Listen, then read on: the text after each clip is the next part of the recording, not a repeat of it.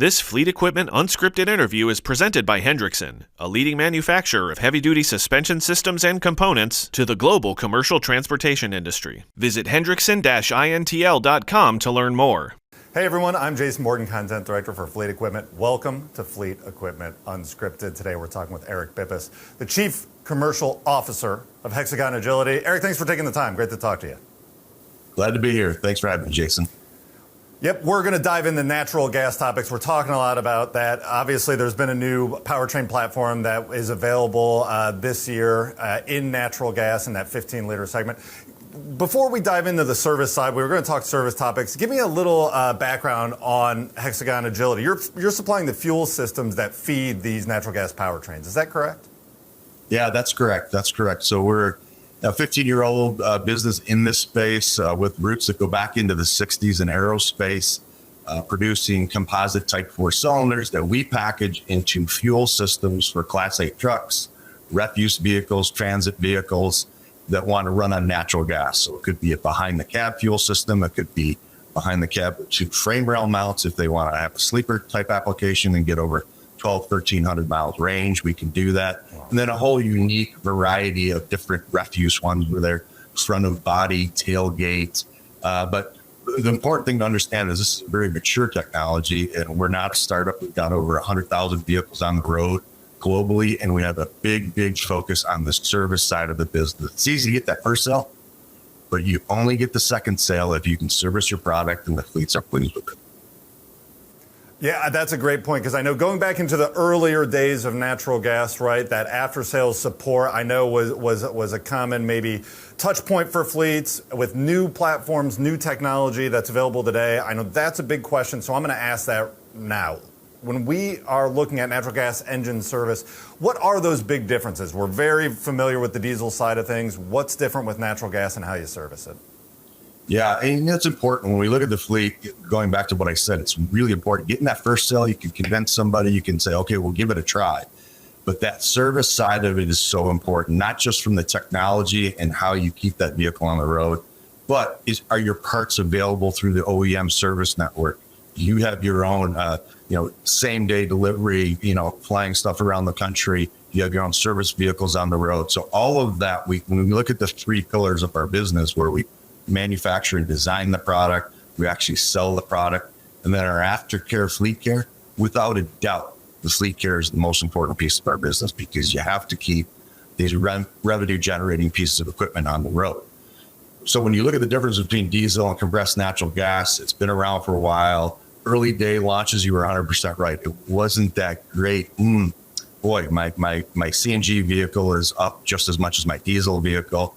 There were some challenges. Product got out in the field. There were service, whether it be a service issue technically, or the service network just wasn't prepared and mature at the time. There were a lot of challenges 10 years ago, 12 years ago.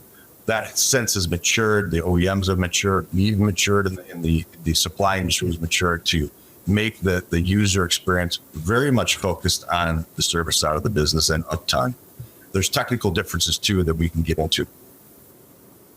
Yeah, please. I mean, let's go into there. Let's talk about some of those technical differences that you're looking at, and you're working with fleets to make sure those service issues get fixed in a timely manner. Yeah, so I'll break it down really between refuse and truck. So on-road truck, when you look at a diesel vehicle versus a compressed natural gas vehicle, diesel's a super efficient fuel. It's got a lot of energy in it. You can put, a couple tanks on the side of a truck, and you can go easily 1,300 miles. As you get cleaner in your technology, it requires typically more space. When you go from the diesel fuel to the methane molecule, which is natural gas, that's the periodic table of elements. It's the methane molecule. It's very clean. You can burn natural gas on your stove at home, and you don't have noxious fumes going into your home, right?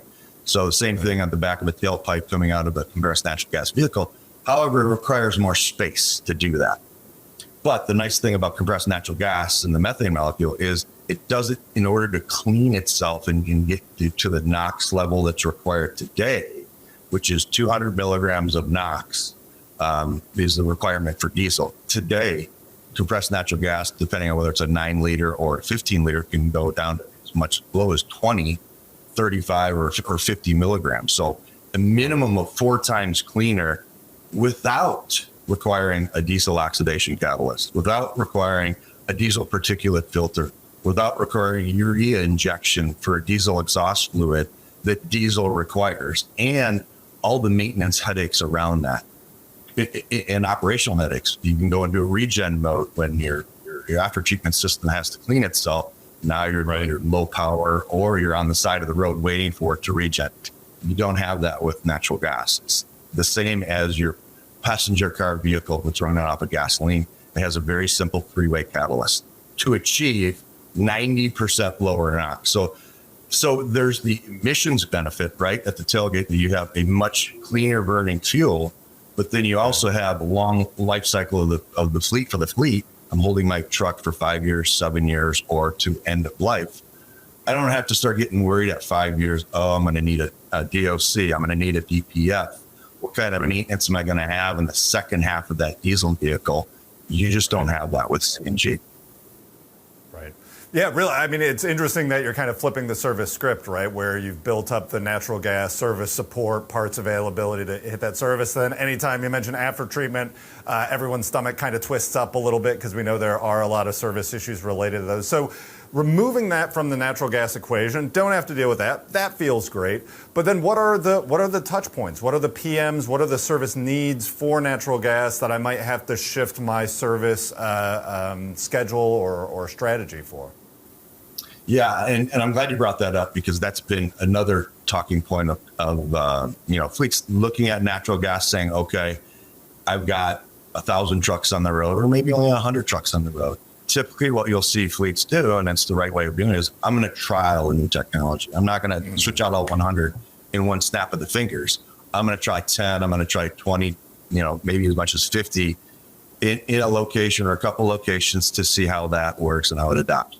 What becomes a challenge is if that new technology requires a different maintenance cycle. We got my diesel vehicles that have, a maintenance cycle of X, and now my CNG has a maintenance cycle that's 2X that. I have to bring them in twice as much. Now I've got to change my operations, and it becomes a challenge for fleets.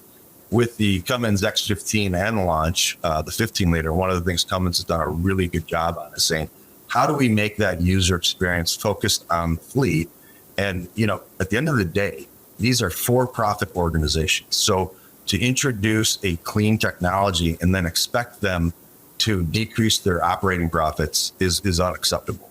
So the 15 liter allows them to have the same maintenance cycle, meaning when you bring your diesel vehicles in for the oil changes, that CNG vehicle is going to come in at the same time. Historically, CNG has had a higher maintenance cycle where you did have to bring it in off the road for oil changes or spark plug changes. Now it's paired with the diesel vehicle. And that makes your operation a lot easier for leasing companies, fleets that own their own asset. Now I know that I can pull both vehicles off at the same time. I don't have to worry about double stacking my CNG fleet. So that's been a big improvement.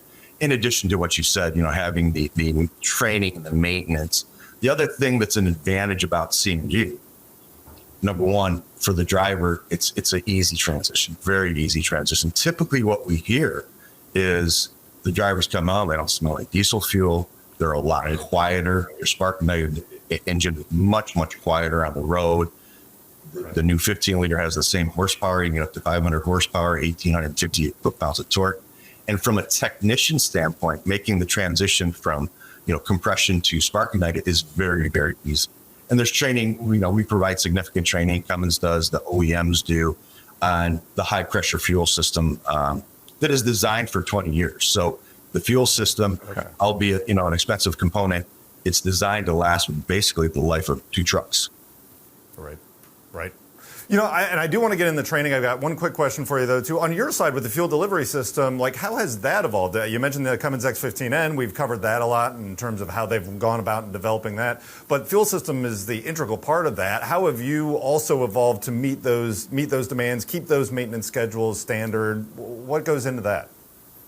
Yeah, that's something we really, really focused on over the last 7 to 8 years to say, how can we continuously try to drive the cost of a compressed natural gas vehicle down? Well, we want mass adoption. We don't want 1-2% adoption. We want to see mass adoption, double digit across the industry, both from an emission standpoint and also from a overall TCO standpoint.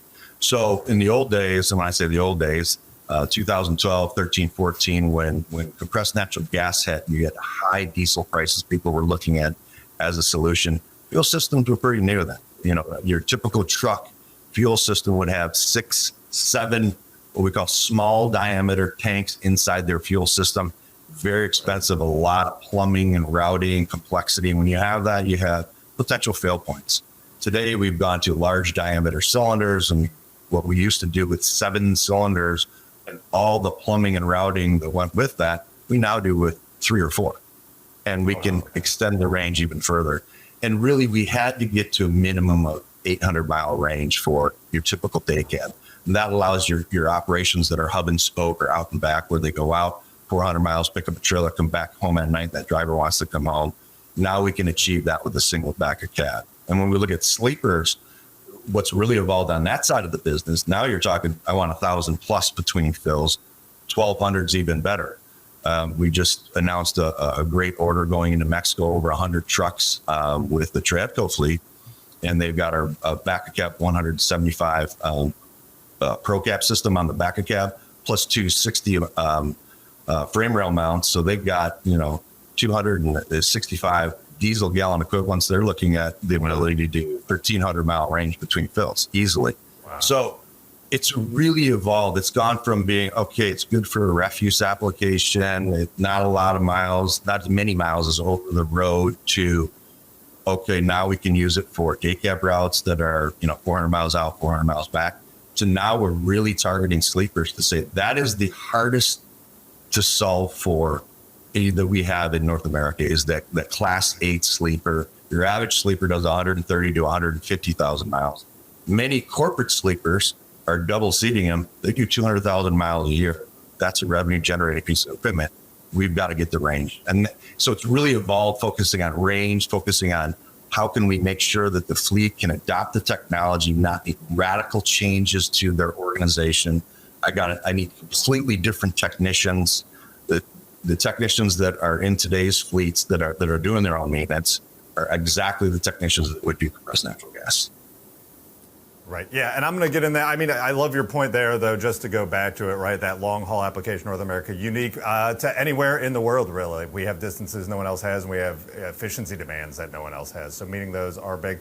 The training side of things, right? Because fleet service, a dynamic, and lots of different service providers there. Fleets might do their own PMs. They might shop it out to contract work. They might be working with OEMs. From your point of view, then, how do you approach training to make sure that the technicians, regardless of kind of where they're at in that service process, are able to service fleets that are transitioning to natural gas? Yeah, there's really 3 ways. We have our fleet care group, which if you go to hexagonagility.com, you can into our fleet care group, and we have training modules. So as we get new customers, we'll sign them up for training. Both could be driver training, could be maintenance and parts, servicing, the high pressure fuel system. We do a lot of partnering with Cummins Engine on the engine side of it. So that is all online training. And there's literally a course that you go through to become certified as a technician or as a driver, whatever your role may be, to become certified for compressed natural gas. We also do certifications on site so that the facility is safe. There's certain requirements that you need to achieve in order to maintain, your compressed natural gas vehicle on site. There's independent companies as well that support and do that. So a lot of time is spent on training. It could be online via one of our modules or series of modules. We do a lot of it at our facility in Salisbury, North Carolina, which is a campus near 2 of the OEMs, Freightliner, Volvo. We do a lot of training in-house with our technicians, with fleets, and then on-site at the fleets as well. So really 3 different ways that we can do that. And we have mobile service and a lot of the dealer groups.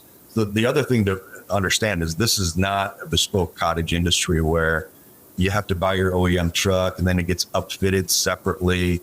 Freightliner does factory install, PACCAR does factory offline install. So you go right back to your local dealer that you've been buying your truck, your Peterbilt, your Kenworth, your Freightliner, whatever it may be, and you order your truck through the OEM dealer.